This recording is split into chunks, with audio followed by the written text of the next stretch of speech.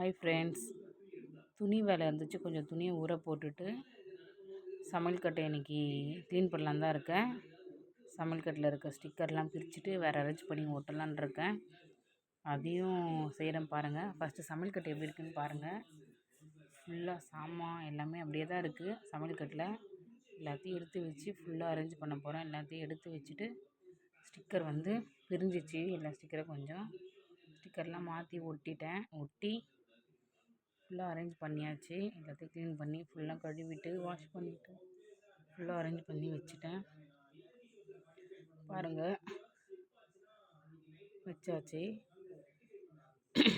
என்னென்ன பொருள் எங்கெங்கே வைக்கணுமோ அதெல்லாம் ஃபுல்லாக அரேஞ்ச் பண்ணி வச்சுட்டேன். ஃபுல்லாகவே வாஷ் பண்ணிட்டு வீடெல்லாம் க்ளீன் பண்ணிவிட்டு ஃபைனலாக பாருங்கள். இதுதான் ஃபைனல் லுக்கு.